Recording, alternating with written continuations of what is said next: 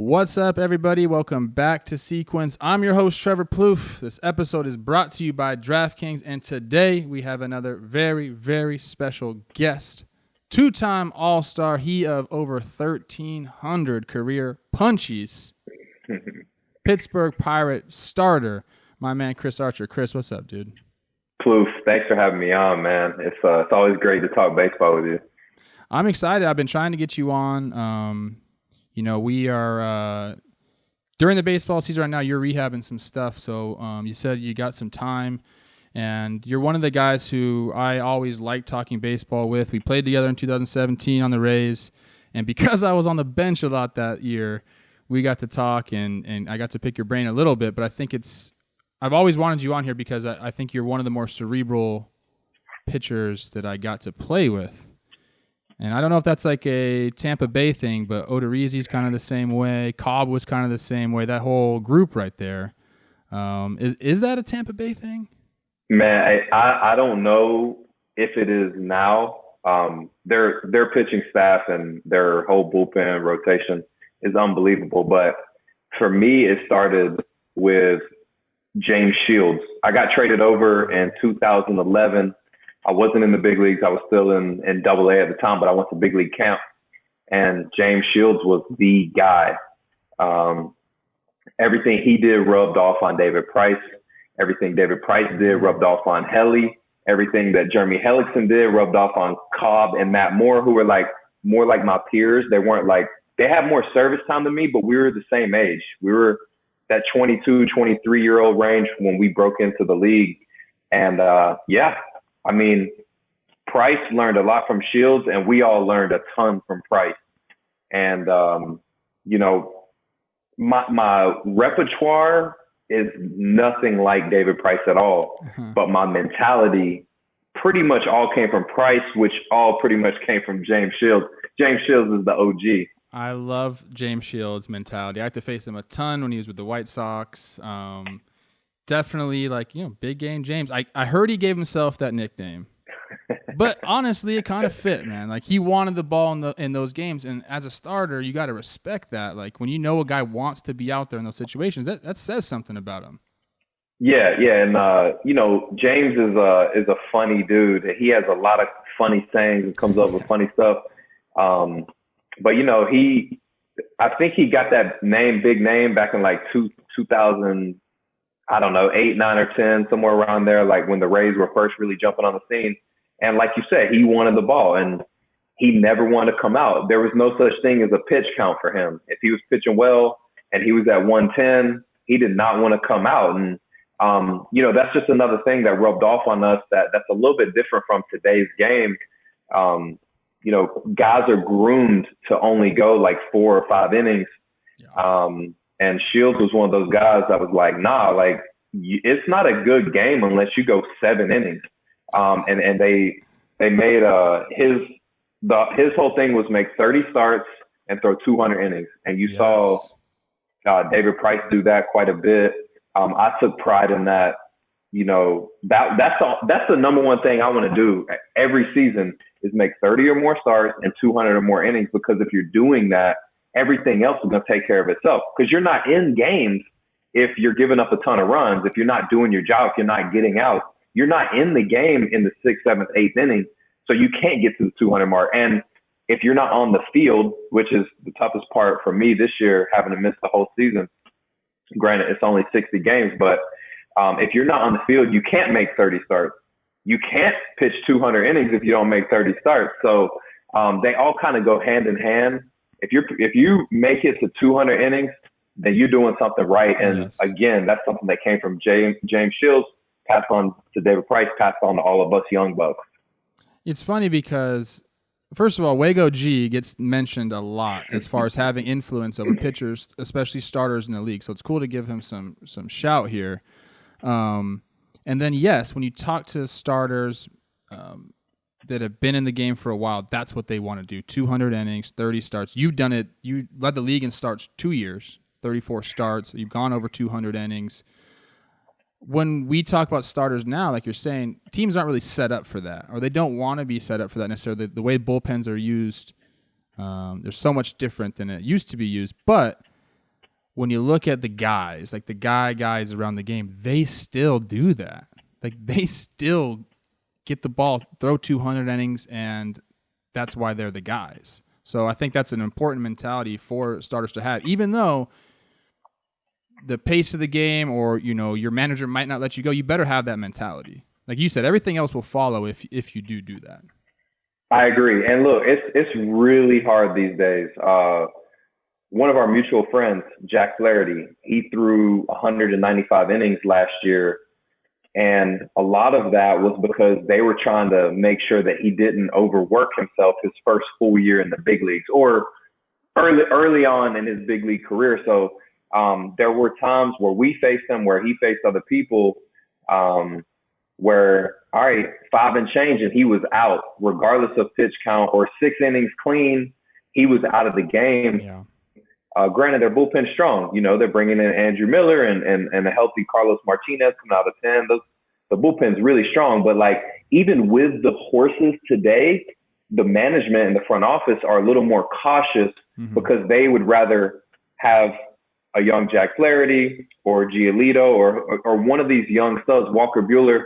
They'd rather say, all right, you're good at 6 innings because I want you to be fresh in September. I want you to be fresh 5 years from now. So it's not really on the player. It's not, it's more of, like you said earlier, it's like, it's the overall mentality of the game. It's like, they don't want guys to pitch 6 innings, even if you are a horse. But to get to the other point, Max Scherzer, Justin Verlander, unfortunately he missed the whole season too, and he's going to miss next year. But Clayton Kershaw, Zach Greinke, you look at the guys who are over 30 years old and who have been doing it these guys have all been doing it for 10 plus years. That's what they hang their hat on. Obviously they're good enough to do that. They are super experienced. They know how to handle themselves through 33 starts. But it's just, the game is changing. I mean, the bullpen arms are unbelievable. Even, when you first came up in like 2011, like the bullpen arms weren't the same. No. So there's times when a guy's going to come in and be better in a 1 inning stint than the starter is in his 7th or 8th inning. And that's just the way the game's going right now. Yeah. I mean, that was a common theme for hitters, get in the bullpen. Now I'm not so sure you want to get in the bullpen. You're like, can that starter stay in for one more round? But you answered the second question I was going to ask. You skipped ahead a little bit here. We got into it. We talked about your influences, in the game with David Price and all the guys with the Rays. What about young Chris growing up? Were you always a pitcher? Who was the guy that you looked to back then? Like, where was the influence there? Okay, you're gonna love this one, bro. Okay. It's out of nowhere. My little league team was the Twins. So naturally, when I played video games or watched highlights, I'm looking who's good, who's actually good on the Twins. Best player on the Twins at that time was Torrey Hunter. Okay. And I was a shortstop, but whenever I was 13, I transitioned to center field. I couldn't make that throw, bro. I just, it's hard, man. So they said, man, you got a good arm. Get your ass in the outfield. So, so like I was a Twins fan. I respected Torrey Hunter when I was playing shortstop. Then I moved to center field, and I really honed in on his ability to play D, bro. Like, unbelievable. Spider-Man out there, robbing Barry Bonds in the All-Star game. Barry Bonds giving him that bear hug. Like, I remember that stuff from whenever I was 13, 14, 15 years old. And I always thought if I was going to, get drafted or play the next level, I was going to be a position player. I didn't focus on pitching that much. But then whenever I was like 15, 16 years old, I had some coaches push me in the direction. Cause again, like I could hit like 300 in high school, but like that ain't going to cut it. You need to be hitting like 400 or 500 in high school to go to the next level. But I still had a good arm, and coach pushed me towards pitching. Then I started watching. The Yankees were always on TV. We didn't, obviously, like we didn't have the app back in the day. Like we couldn't just go pull up Atlanta Braves or like whoever. We had to watch whatever was on TV. The Cubs were always on WGN. The Braves were actually on quite a bit on TBS. And then the Yankees played on ESPN, not like they do now. Every week you see the Yankees. So I fell in love with Mariano Rivera. Okay. The simplicity of his delivery. Back then he had a fastball that was like 95, 96. His cutter was like 93, 94 at the time. And fast forward, 10, 12 years later, I get to face Torrey Hunter. And honestly, when I was young, I didn't even know Torrey Hunter was an offensive threat. But I faced him, I was like, whoa, this dude bangs also. Like, I thought he was just a defender. I love Torrey, and then I love him. I got to see Mariano, I think it was in 2014. I got to see his last outing in Yankee Stadium, and it happened to be on my birthday, which is September 26th. It's upcoming. But it was like, it was just really cool. And I'm sure you had those experiences where I got to play against my favorite players, man. And I like literally Derek Jeter and Torrey Hunter were my two favorites. I got to play against both of them. That's awesome. And then Mariano Rivera, and even before I met David Price, I had a lot of respect for him. Both of us being biracial. He was the first overall pick in like 2007. I had recently got drafted out of high school in 2006.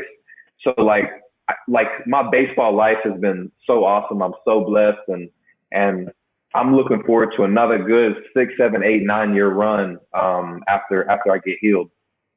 I love that. You're giving so much credit to guys who helped you get where you're at. And then the way I see you now and the way that you're kind of set up in Pittsburgh is you're the mentor now. Like, you get to pass on what you've learned to the next generation. So in 10 years, when I'm still sitting behind this desk here, I got some dude come up and like, dude, I used to watch Chris Archer. I'm like, I know Chris. Yeah. But I love that you have that mentality, and you soaked it all in, man. You've earned it. Yeah, and look, Trev, like, you can't be selfish with your blessings. Anytime you can reciprocate love, knowledge, insight, I try to do it, and I think we all should do that. So I mean, look, like there's a kid with the Angels, Middleton. He's like their 8th inning, 9th inning guy. Mm-hmm. He came up to me and was like, "Hey man, you and Felix Hernandez were my favorite players." This was like, I think it was 2017 when we were together. He's like, "Hey, you and Felix Hernandez were who I watched growing up." I was like, "Bro, I'm only awesome. 27, 28 years old. What you mean?" But like, really, like I get on first base against the Mets. Pete Alonso was like, "Hey man, I'm from Tampa. I love watching you play. Like when I was in high school, like you were first coming up." I'm like, wow. So like you said, it's starting to make that transition, and dude, I embrace it. Anytime one of our younger guys needs some insight, even now, I watch every game. I reach out after good start, after bad start, doesn't matter. Just to let them know, hey, I'm out here watching, because I learned that from Matt Moore.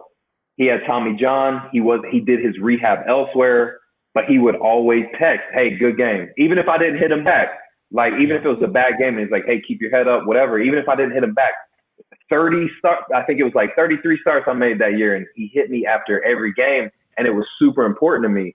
So I want to be able to reciprocate that type of love and that compassion, because it's nice to know that somebody all the way across the country still got your back. They're still tuning in. That is cool. And we're going to run the gamut with these highlights we're going to go over. We're going to go over young Chris. We're going to go over last year's Chris. Okay. Last thing before we get to the video, I like to talk about repertoire. And I faced you. I think we got 6 at-bats, a couple singles, nothing big. You struck me out a few times, But when I think about you, and I've given anybody that watches anything that we do here, I've given you so much praise. You were like my guy this year to have a huge year. Obviously you got derailed with an injury, but I love your stuff. I love the way it plays. When I think of you, I think of good riding fastball, like a hard slurve in the combio.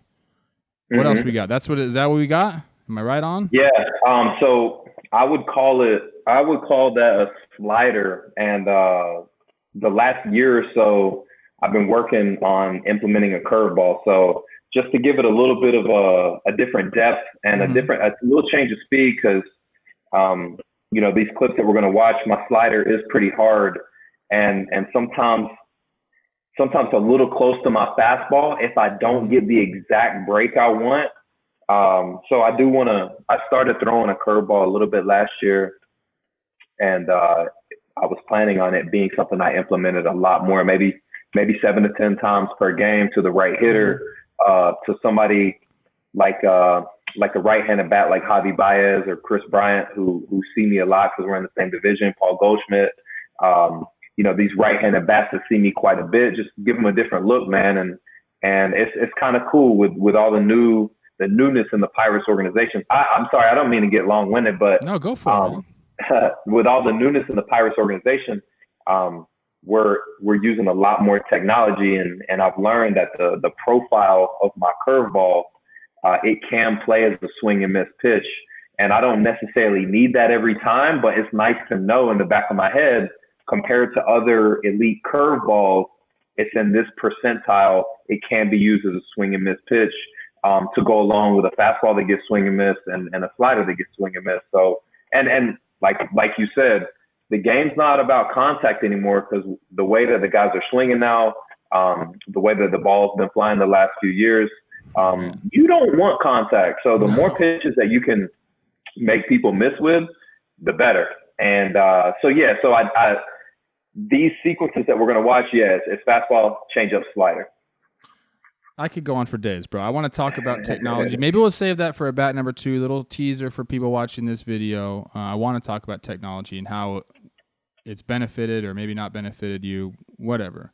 For sure. This is what we're here to do, man. Talk about the game. And funny you mentioned Goldie. This is the guy we're about to see. Now, this is in 2016. Yep. We're in Arizona. Goldie's still here. Goldie, by the way, my goodness, dude. You look at his numbers. Monster. Yeah. I don't know if he's underrated. I feel like people know how good he is, but every time I look at his baseball reference page, I'm like, okay, this guy's the real deal. Yeah, I think, it was one of those situations where he was out in AZ, games are on late. People don't realize the type of damage that he does. But yeah, like anyone inside of baseball knows. Because when you went to AZ, you had the game plan around him and JD Martinez and some other bangers, bro. Like, so we all know. So some of the people that don't get to see Arizona play very often, they don't really know. But this dude was the truth because he would hit 30 home runs and steal 20 bags to the first baseman, which is super rare. Yes, man. No, he's the real deal. Sorry, we're looking here at the highlight. You got Michael Bourne, I think, just a strikeout on one of those high slide balls that we were talking about. Yeah, completely intentional slider, high. Man, you make the hitters go crazy with that. All right, let's start the video up. Let's check it out. Michael's like, dang it, and there you are. You're young Chris Archer. Yeah. Yeah, you got the flow in the back, the chain out. I dig it. And here's Goldie, just like a beast in the box. He's big too. Mm-hmm. Yeah, he takes up a lot of space. And I think I had already faced him one time earlier in the game. Maybe, yeah, he's already 1 for 1. I think he went oppo with a fastball. Oh, really? I'm gonna go watch that pitch here. Yeah, first pitch away. That's Casali catching. Yeah. So I knew I had to execute right away. So Kurt called a fastball away, and I knew I couldn't leak over the middle just because the way his swing's built, and he already took me oppo. Yeah, see, he had an RBI double. So I was right on the outer third with that pitch, and he was a little tardy, so I noted that.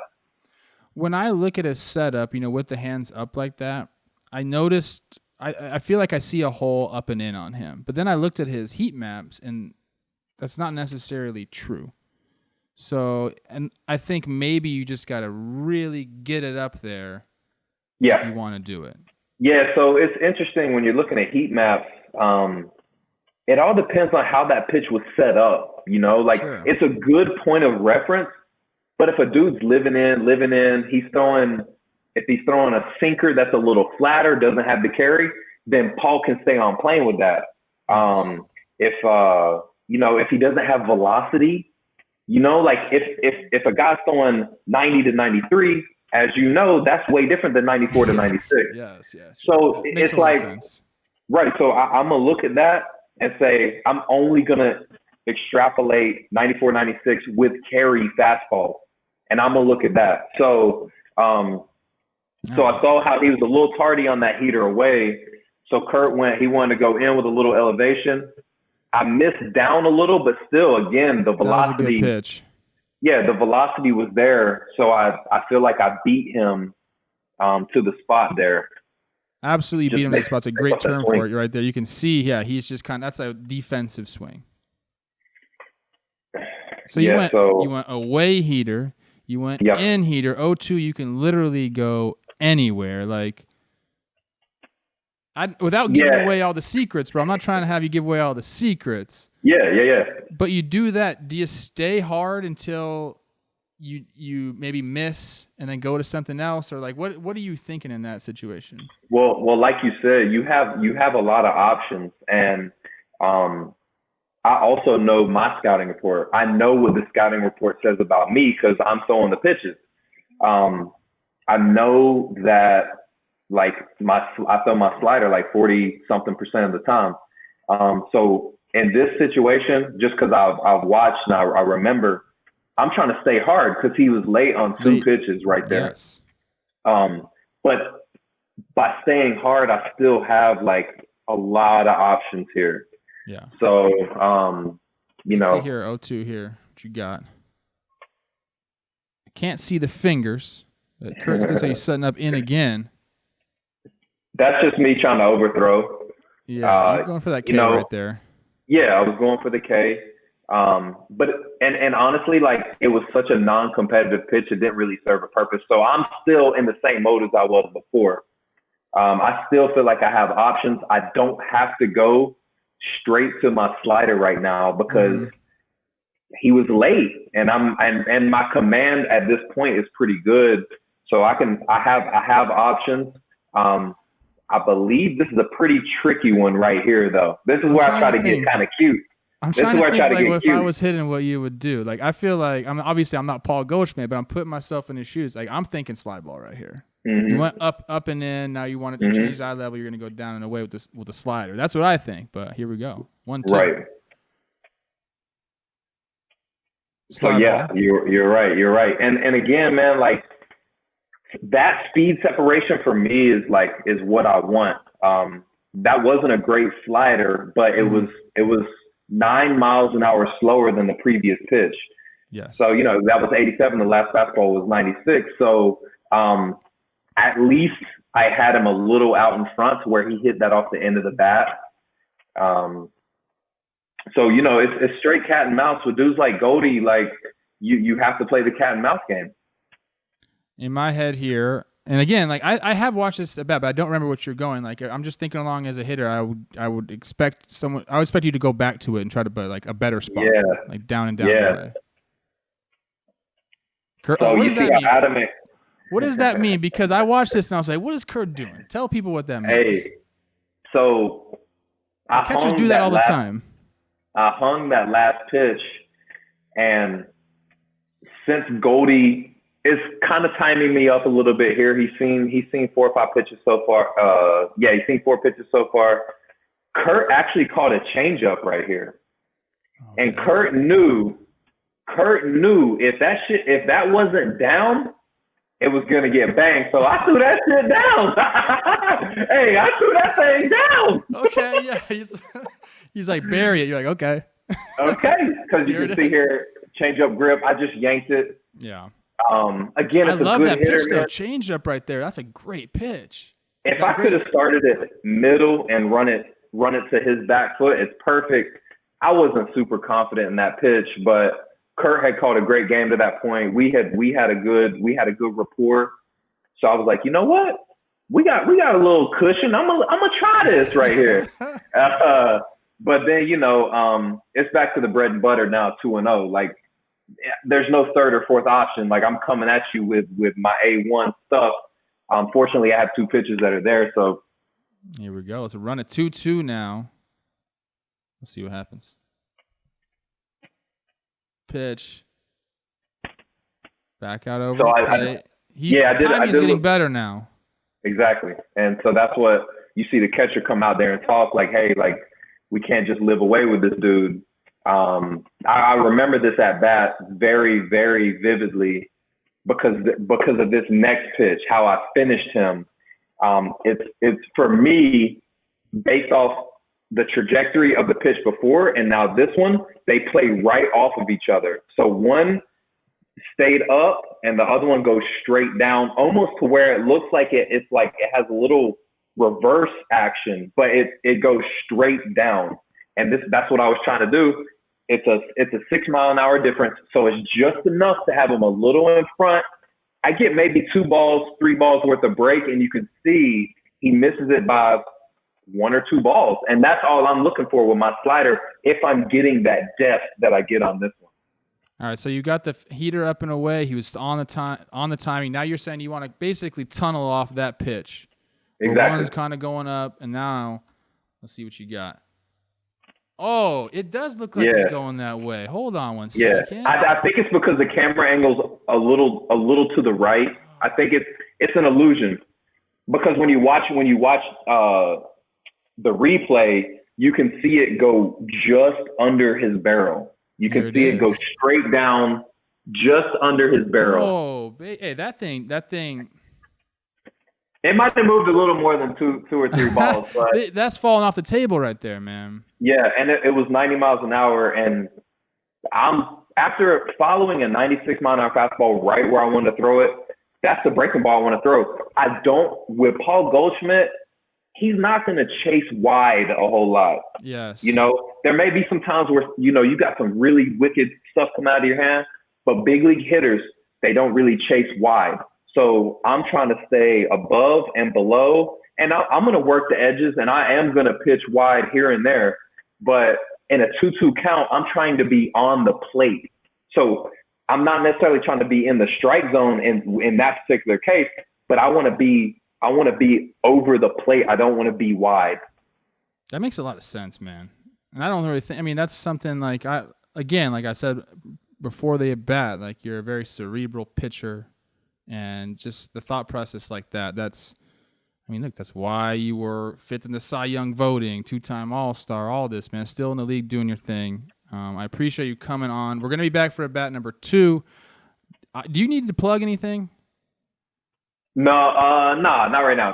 Okay. We'll put your socials and stuff in here and all that, and then we'll be back with a bat number 2. Chris, you're the man. Yes, sir.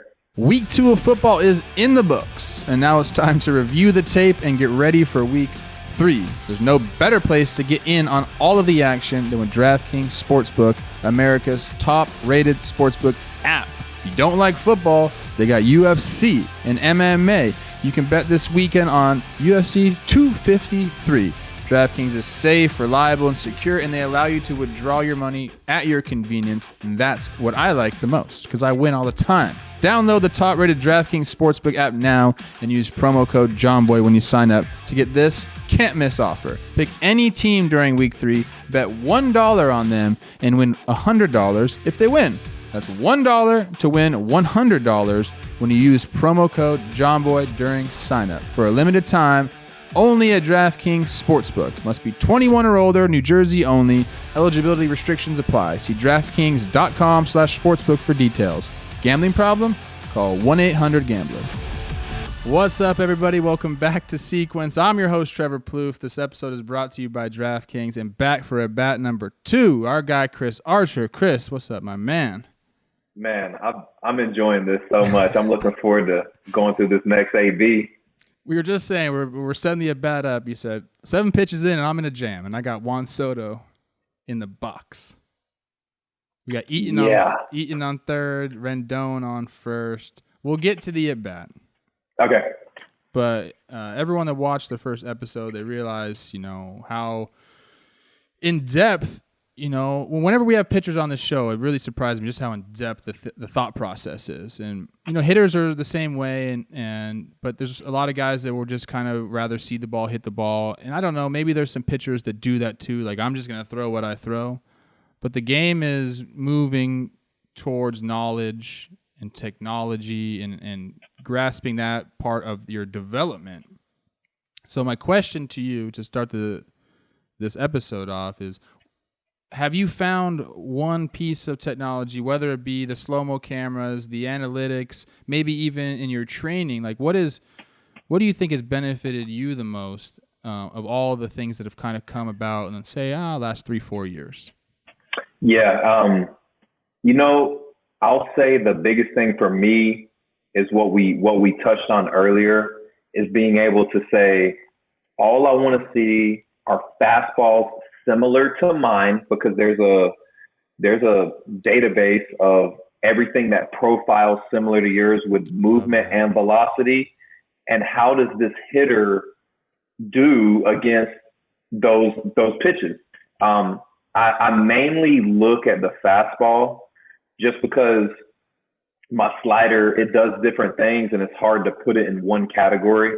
I usually check, okay, how does this guy handle the ball? My fastballs like mine, in zone, out of zone, up, down, in, out, whatever it may be, so that I know where I can go with one of my best pitches. And if I know that if I establish that, my everything else is going to play. The changeup's going to play underneath it. The slider's going to play underneath it the other way. So for me, being able to extract the exact fastball that I throw and then see how it does against 1 through 9. And that just gives me just like, okay, if I need to get this person on the ground, this is what I need to throw them. If I need to get a swing and miss, this is what I need to throw them. If I need to get, whatever I'm looking for to get, I know what I can get before the game even starts. That makes it so tough for a hitter when a pitcher knows exactly where to attack you. And I'm talking not just like general. It's like now they know exactly where to attack you. That makes it really tough. Yeah, not just down, but down and away. Because down and in, this guy might be able to he might be able to get the barrel there, but down and away is a different story. And same thing with all the other quadrants. And I don't remember this at bat as well, but you are going to see a mistake or two that I make that I get away with, fortunately, that helps the situation. It's funny. So I guess, hold on, Trevor. I guess my point is, we do know, but we don't execute all the time. Sure. And that's where it's like, all right, if you're a good power hitter, you got to capitalize on between 25 and 35 of these pitches that aren't executed well. And then even some pitches that are executed well, you just get a hold of. Hitting's hard, man, but executing at a high level with guys on base, with a good young hitter up, because look, man, like I do have good velocity on my fastball, but at this point, it's nothing that Juan Soto or Anthony Rendon or Adam Eaton, Trey Turner, all these guys that I faced in this first inning, they've all seen 95, 96. Yes. So if you don't have something to pair with that, then you're 95, 96. I mean, they see it. It's firm, but they see it. So I think guys used to rely heavily on just carry. But they got carry on the heater. They just don't throw heaters. But now we have to dig deep, and go like, all right, what's my second dimension, third dimension? And like I talked about earlier, I'm even adding a fourth dimension as we speak. Dude, you're freaking me out. I'm just thinking about being in the box again. I don't want to feel that way anymore. But I love hearing you say that. Like, so when I would look at video, this is pre kind of, I guess, where we have a lot of the ability to go and just search and whatever you need. I would go find guys who I thought pitchers would attack similarly to me. And like a guy like a Brandon Inge with the Tigers, I felt like he got pitched the same as me. So if I wanted to see a pitcher who I hadn't faced, I would go and get Brandon's games and whatever. So you're saying you're looking for similar profile fastballs. Who is that with you? Like who's a guy that has a similar fastball profile? When I'm healthy and when these guys are healthy, the Max Scherzers, the Justin Verlanders, don't be shy about that, bro. Don't be shy about that. That's real deal. I've been in the box against all those guys, and that's true. It's true. Yeah. So their fastballs range anywhere between 93 and 97. They throw predominantly four seamers. Like this year I didn't get to do it, but in the past it was always those top end dudes. I mean, it's guys like the Walker Buehlers. I try to find a National League right-handed starting pitcher that pitch against the Nationals recently, I'll just watch that game on loop. It takes 10 minutes to watch every single pitch that started through or less. Mm-hmm. And I'll say, okay, Rendon 3 days ago looked like he was on this. I might stay away from that. Yeah. Or this guy, he was exploiting him with this. But yeah, and then I'll, if I want to be a little more crafty about it, I'll find a guy that's different than me. And like a Greinke who throws more changeups and he locates better. What's Zach Greinke doing to this dude? Like, is Zach Greinke throwing his fastball like up and in? Because if he's getting the 90-mile-an-hour fastball and they're well located, obviously, because his location now is impeccable, then I think I can zip my fastball in there too. So, but as far as the velocity and spin and carry, it's those other guys. That's cool. Greinke is a different everything, man. Like the way he's telling people what pitch is coming. He's having a conversation with his catcher out on the mound, and it's genius because you don't want to waste a mound visit. So he's just like, "Hey, I don't know what you're like. Change what you're doing." Like, he's like yelling. The guy is awesome, man. Like if you don't like watching Greinke pitch, I don't know what to tell you, man. Like he's and his evolution. His control is the way he's evolved. Where he throws changeups that are harder than his fastball sometimes, and he's throwing a super slow curveball that makes his fastball look even harder than 80, 89, 90. It's good for the game of baseball. I think it's good for kids to see Zach Greinke and Kyle Hendricks and Kyle Davies and these guys who don't throw 95 plus, but they still are highly successful major league pitchers. Because, dude, like Hunter Green threw 100 miles an hour and he got drafted first overall, but when Chris Archer was in high school, he threw 88, 89. Mm-hmm. So it's nice to see that contrast. And even for a high school or college kid that's throwing 85, 87, he's not fully developed yet. If he continues to play, it's encouraging for everyone. Hey, you know what? I'm not a power guy, but I can sink it. I can cut it. I can throw. Kyle Hendricks is throwing a cut changeup. Like I might have to create things, but I can still pitch at this level too. And that's what I love about baseball. All shapes and sizes. You can be big and long, like Fernando Tatis, or you can be small and quick twitch like Mookie Betts, and you still are an MVP candidate. Like with the Dustin Pedroias and the Brian Doziers. I know you're super familiar with those. And it goes for pitchers too, man. You got little dudes who throw cheese. You got tall dudes who don't throw quite as hard, but they're still equally as dominant. This is the people's sport, man. You could play it any size. You can't. You got to be born to play basketball. You got to be born to play football. Mostly, you better be big. But baseball, you could do it, and I do love that. I can't wait in 10 years. I want to see a 40-year-old Chris Archer out there throwing a 60-mile-an-hour curveball, crafty, telling the catcher where to set up before the pitch. Yeah, man. Hey, I'm looking forward to that as well, dude. You got many more years of velo with you, man. Yes, sir. That's later on, all right? Yes, sir. Yes, sir. All right, let's get to the at-bat. Rendon's on first. Eaton's on third. You got one out. In walks, one of the best players in the game, one of the best hitters in the game, and he's only 21 years old, Juan Soto. Yeah. And look, so you can run it. I'll talk to you about what I'm thinking as he's getting in the box. I'm thinking I need a pop-up or a strikeout. So I'm going straight 0-2 mentality out the gate. I throw a changeup. Yeah, I throw a changeup. It's a little down, but I feel like I'm okay walking him in this situation. Okay. That's a good pitch. So there's a changeup again. But see, like it didn't work because I didn't throw a low fastball prior to it. You know what I'm saying? Almost looked like he might have been taken all the way there too. Maybe. Yeah. I hate when y'all hitters do that shit too because you don't get the feedback. You don't get the feedback you're looking for. All right. Well, but yeah, I'm straight 0-2. I'm 0-2 mentality this whole time. So, again, I try to go change up just below the zone. That's a great. That one worked. Yeah, that one worked. It started a little higher, so he had to respect it out of my hand immediately.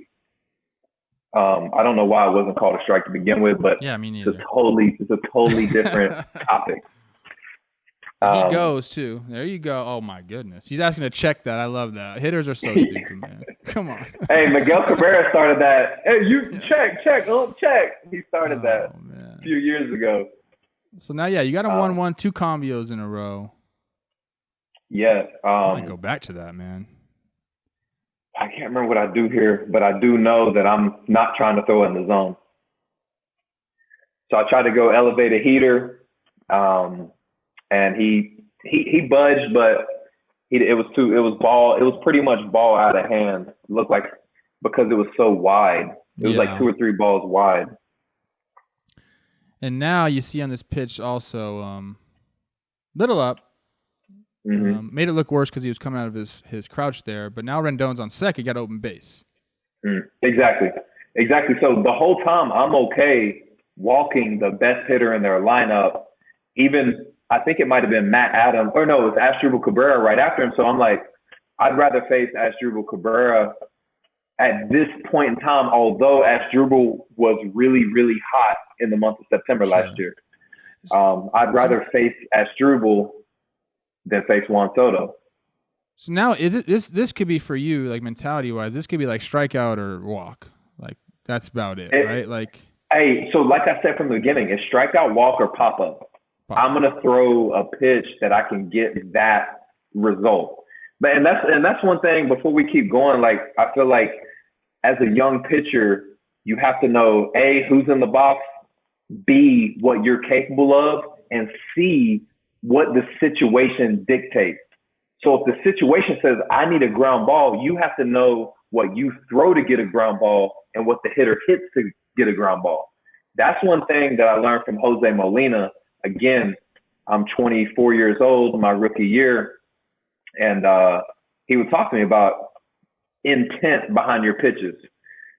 So for me, I know a pitch gets guys on the ground. I know a pitch gets guys to pop up, swing and miss, X, Y, Z. So any kids at home, when you're going through situations, know like what you need in that specific situation. Love that. And as a hitter, when you're on deck and a pitcher looks over you, the catcher looks over you, and they throw a 3-1 off-speed pitch, that's disrespect. I know. No, that happened to me a lot. It's all right, though. You just go up there and try to get them. But right. 2-1 now, you went change-up, elevated heater. And like you said, you're just looking for a few different outcomes.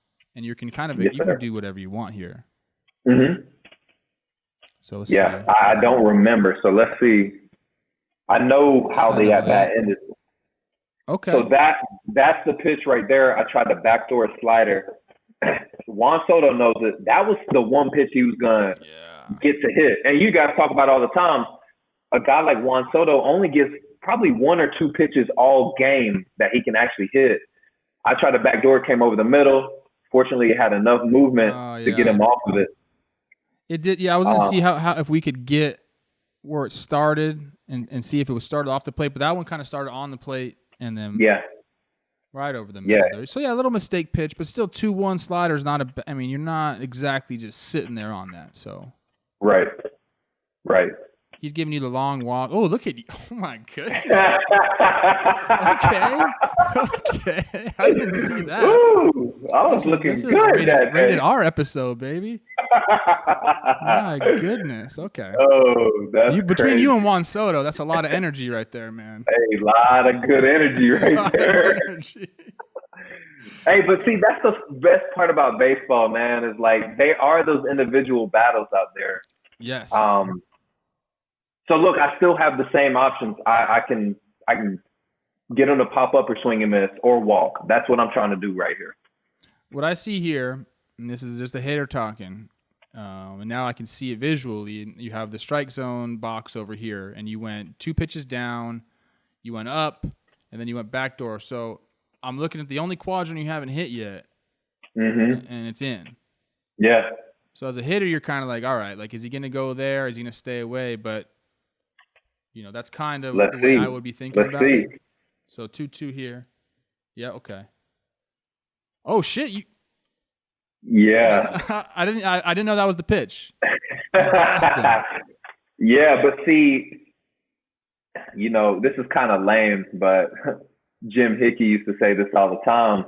Pitching is just like real estate. Location. It's all about location. Location. So, he did kind of look like he was looking in, but it was one ball up and one ball in, Yes. just out of where he anticipated that pitch.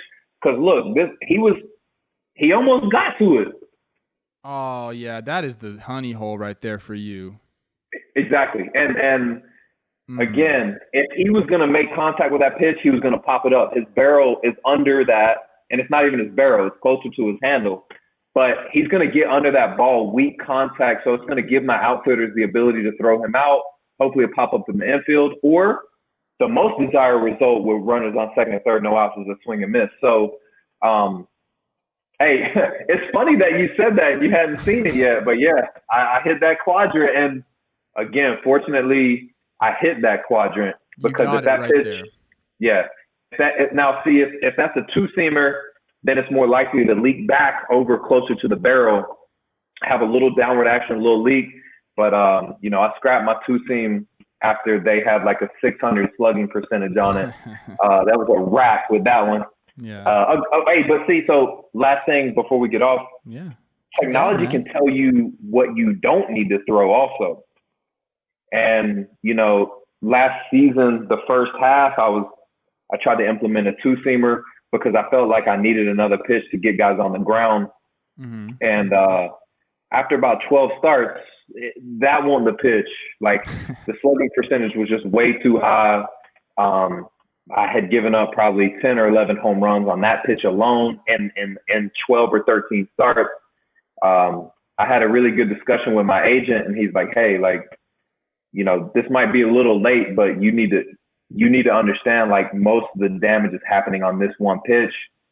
You either need to make that pitch better, which is hard to do during season, or you need to scrap it. I said, I'm scrapping that thing. I love it. Yeah, but it goes both ways. What should you throw? What shouldn't you throw? Exactly. You're not pitching this season. You're doing your rehab. You got a team option for 2021. I believe the Pirates are going to take that option because it's a sweet deal for them. If they for some weird reason don't take that option up, every person watching this, whoever team you root for, you better be telling them, go get this guy.